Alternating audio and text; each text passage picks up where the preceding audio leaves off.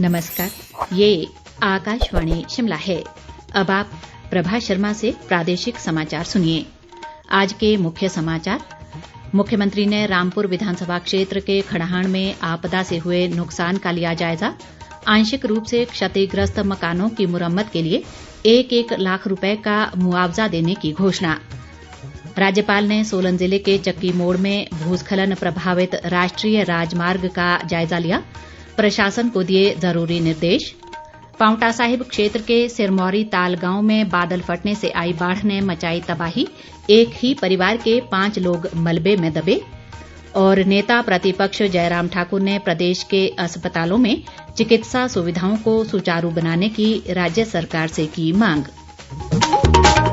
अब समाचार विस्तार से।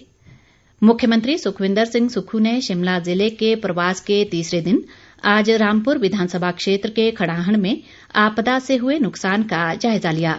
उन्होंने कहा कि राज्य सरकार प्रभावितों के साथ मजबूती के साथ खड़ी है और उनकी हर संभव सहायता करने के लिए प्रतिबद्ध है। सुखविंदर सिंह सुक्खू ने आंशिक रूप से क्षतिग्रस्त मकानों की मुरम्मत के लिए 1-1 लाख रुपए मुआवजा प्रदान करने की घोषणा की। उन्होंने कहा कि राज्य सरकार पूरी तरह से क्षतिग्रस्त मकानों की मुआवजा राशि बढ़ाने पर भी विचार कर रही है। उन्होंने खड़ाहण पंचायत सहित अन्य प्रभावित पंचायतों के संपर्क मार्गों को खोलने के लिए पर्याप्त धनराशि जारी करने का आश्वासन दिया। मुख्यमंत्री ने कहा कि आपदा के कारण जिन परिवारों के घर और जमीन पूरी तरह से क्षतिग्रस्त हुए हैं, उन्हें उचित स्थान पर स्थानांतरित किया जाएगा ताकि वे अपना घर परिवार फिर से बसा सकें। सुखविंदर सिंह सुक्खू ने कहा कि सेब बागवानों की मदद के लिए पंचायतों में अस्थायी रास्ते बनाए जा रहे हैं ताकि सेब समय पर मंडियों तक पहुंच पाए और बागवानों को आर्थिक नुकसान न झेलना पड़े। सुखविंदर सिंह सुक्खू ने कहा कि आपदा प्रभावितों की मदद के लिए राज्य सरकार ने मुआवजा राशि बढ़ाई है। उन्होंने कहा कि आंशिक रूप से क्षतिग्रस्त घरों के लिए मुआवजे को 10,000 से बढ़ाकर 1 लाख रुपए किया गया है और दुधारू पशु की मृत्यु पर अब 30,000 रुपए के बजाय 55,000 रुपए दिए जाएंगे। उन्होंने कहा कि भाजपा आपदा में भी राजनीति के अवसर ढूंढ रही है और वर्तमान परिस्थितियों में हिमाचल को केंद्र से आर्थिक मदद की आवश्यकता है, लेकिन अभी तक अंतरिम राहत की पहली किस्त भी जारी नहीं हुई है। इस बीच मुख्यमंत्री ने बड़गांव में काफिला रोककर जन समस्याएं भी सुनी। इस अवसर पर लोक निर्माण मंत्री विक्रमादित्य सिंह, विधायक नंदलाल और कुलदीप सिंह राठौर सहित गणमान्य व्यक्ति और वरिष्ठ अधिकारी भी मौजूद रहे। राज्यपाल शिव प्रताप शुक्ल ने सोलन जिला के चक्की मोड़ के समीप राष्ट्रीय राजमार्ग 5 पर भारी भूस्खलन के कारण हुई क्षति का आज जायजा लिया और जिला प्रशासन व राष्ट्रीय राजमार्ग प्राधिकरण को आवश्यक दिशा निर्देश जारी किए। राज्यपाल ने कहा कि राष्ट्रीय राजमार्ग पर यातायात सुचारू बनाए रखने के लिए आवश्यक उपाय सुनिश्चित बनाए जाएं। राज्यपाल ने सेब सीजन के दृष्टिगत राष्ट्रीय राजमार्ग को सुचारू बनाए रखने और आवश्यकता पड़ने पर वैकल्पिक व्यवस्था करने के निर्देश भी दिए। शिव प्रताप शुक्ल ने कहा कि प्राकृतिक आपदा के कारण प्रदेश में जगह जगह भूस्खलन व बादल फटने से जनजीवन बुरी तरह प्रभावित हुआ है और वे स्वयं अनेक स्थानों का दौरा कर क्षति का जायजा ले रहे हैं। केंद्रीय सूचना व प्रसारण मंत्री अनुराग ठाकुर के आमंत्रण पर हमीरपुर संसदीय क्षेत्र के बिलासपुर, धर्मपुर व देहरा जसवां परागपुर के 18 जिला परिषद सदस्य इन दिनों दिल्ली भ्रमण पर हैं। आज दूसरे दिन इन सदस्यों ने संसद भवन में केंद्रीय रक्षा मंत्री राजनाथ सिंह, वाणिज्य व उद्योग मंत्री पीयूष गोयल, कानून मंत्री अर्जुन राम मेघवाल, लोकसभा अध्यक्ष ओम बिड़ला और भाजपा के राष्ट्रीय अध्यक्ष जेपी नड्डा सहित सांसद व अन्य गणमान्य से भेंट की। अनुराग ठाकुर के नेतृत्व में हुई इस मुलाकात के दौरान सभी सदस्यों ने लोकसभा अध्यक्ष और रक्षा मंत्री से हिमाचल के हितों से जुड़े विभिन्न विषयों पर व्यापक चर्चा की। इन सभी जिला परिषद सदस्यों ने गणमान्य लोगों से भेंट को बेहद ज्ञानवर्धक बताते हुए कहा कि उनके निजी अनुभवों से बहुत कुछ सीखने को मिला है जो सार्वजनिक जीवन में काम आएगा। जिला परिषद सदस्यों ने संसद भ्रमण और गणमान्य व्यक्तियों से भेंट करवाने के लिए केंद्रीय मंत्री अनुराग ठाकुर का आभार व्यक्त किया। शिक्षा मंत्री रोहित ठाकुर ने कहा है कि प्रदेश के विद्यार्थियों के हितों को ध्यान में रखते हुए प्रदेश स्कूल शिक्षा बोर्ड धर्मशाला के अंतर्गत परीक्षा पास करने वाले 10वीं और 12वीं के विद्यार्थियों को वर्ष 2023 से उत्तीर्ण प्रमाण पत्र उपलब्ध करवाने का निर्णय लिया गया है। उन्होंने कहा कि इससे पहले बोर्ड द्वारा 10वीं और 12वीं की परीक्षाओं के लिए केवल अंक तालिका व प्रवास प्रमाण पत्र ही उपलब्ध करवाए जाते थे। रोहित ठाकुर ने कहा कि इससे प्रदेश से बाहर रोजगार के लिए जाने वाले युवाओं को काफी असुविधा का सामना करना पड़ता था। विद्यार्थियों की इस समस्या को ध्यान में रखते हुए उन्हें उत्तीर्ण प्रमाण पत्र देने का निर्णय लिया गया है। प्रादेशिक समाचार आकाशवाणी शिमला से प्रसारित किए जा रहे हैं। सिरमौर जिला में पांवटा साहिब के सिरमौरी ताल गांव में बीती रात बादल फटने से आई बाढ़ ने खूब तबाही मचाई है। इस घटना में एक मकान पूरी तरह जमींदोज हो गया, जिसमें एक ही परिवार के 5 लोग दब गए हैं। इनमें से 2 के शव निकाल लिए गए हैं, जबकि 3 की तलाश जारी है। उपायुक्त सुमित खिमटा और पुलिस अधीक्षक रमन कुमार मीणा बचाव दल के साथ आज बारिश के बीच लापता लोगों को खोजने के अभियान में जुटे रहे। उपायुक्त ने बताया कि लापता लोगों को तलाशने के लिए आवश्यक मशीनरी लगाई गई है और एनडीआरएफ की सेवाएं भी ली जा रही हैं। उन्होंने कहा कि स्थानीय लोगों के सहयोग से 7 परिवारों के करीब 50 लोगों को उनके घरों में मलबे से निकालकर बचाया गया है।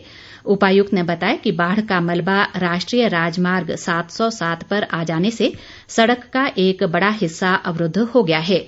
उन्होंने कहा कि कल सुबह लापता लोगों को खोजने का कार्य दोबारा शुरू किया जाएगा।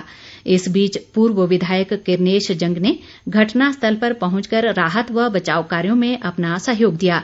उन्होंने प्रभावित परिवारों से मिलकर राज्य सरकार की ओर से जल्द हर संभव सहायता का आश्वासन दिया।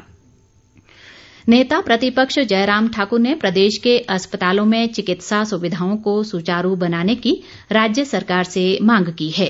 शिमला से जारी एक बयान में उन्होंने कहा कि राजधानी शिमला के आईजीएमसी में सीटी स्कैन व मैमोग्राफी की मशीनें खराब होने से लोगों के धन और समय की बर्बादी हो रही है। जयराम ठाकुर ने कहा कि जांच में देरी होने के कारण लोगों को समय पर इलाज नहीं मिल पा रहा है।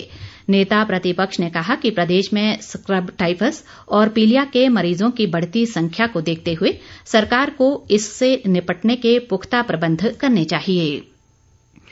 केंद्र सरकार के स्वास्थ्य, शहरी विकास व अन्य मंत्रालयों के एक उच्च स्तरीय दल ने आज मंडी जिले में प्राकृतिक आपदा से प्रभावित क्षेत्रों में नुकसान का जायजा लेने के साथ साथ आपदा के मनोसामाजिक प्रभाव का आकलन किया। केंद्रीय दल ने मंडी जिले में बाढ़ के कारण सामाजिक क्षेत्र के साथ साथ उत्पादन व इंफ्रास्ट्रक्चर क्षेत्र पर पड़े असर का भी अध्ययन किया। ये दल आपदा के बाद की जरूरतों का आकलन करके अस्त व्यस्त जनजीवन को पटरी पर लाने के लिए जरूरी धनराशि मुहैया कराने को लेकर केंद्र सरकार को अपनी रिपोर्ट प्रस्तुत करेगा।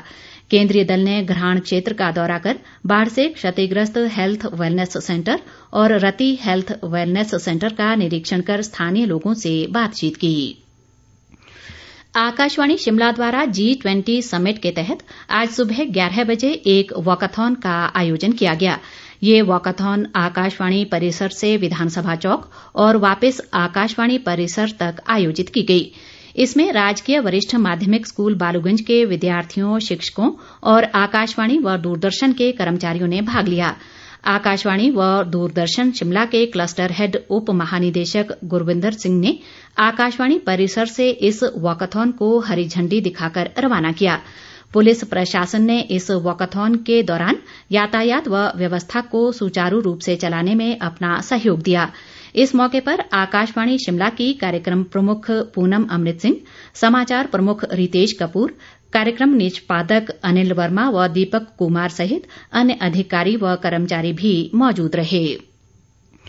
देश में शहीदों को सम्मान देने के लिए शुरू किए गए मेरी माटी मेरा देश अभियान के तहत प्रदेश में विभिन्न कार्यक्रम आयोजित किए जा रहे हैं।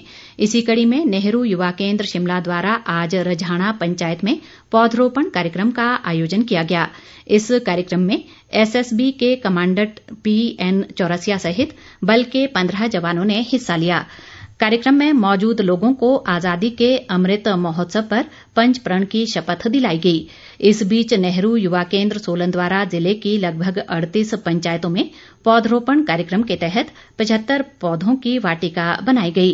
इस कार्यक्रम में विभिन्न पंचायतों में लगभग 112 वीर जवानों ने भाग लिया। हमीरपुर में मेरी माटी मेरा देश अभियान के तहत नगर परिषद द्वारा पौधरोपण करने के अलावा स्वतंत्रता सेनानियों और वीर सैनिकों को नमन किया गया। अंत में मुख्य समाचार एक बार फिर। मुख्यमंत्री ने रामपुर विधानसभा क्षेत्र के खड़ाहण में आपदा से हुए नुकसान का लिया जायजा।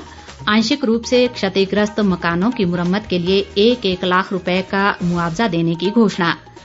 राज्यपाल ने सोलन जिले के चक्की मोड़ में भूस्खलन प्रभावित राष्ट्रीय राजमार्ग का जायजा लिया।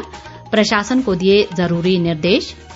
पांवटा साहिब क्षेत्र के सिरमौरी ताल गांव में बादल फटने से आई बाढ़ ने मचाई तबाही। एक ही परिवार के 5 लोग मलबे में दबे।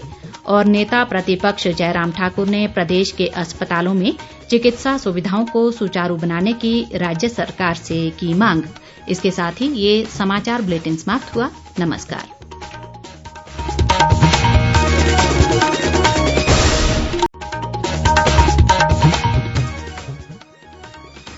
नमस्कार, ये आकाशवाणी शिमला है। अब आप प्रभा शर्मा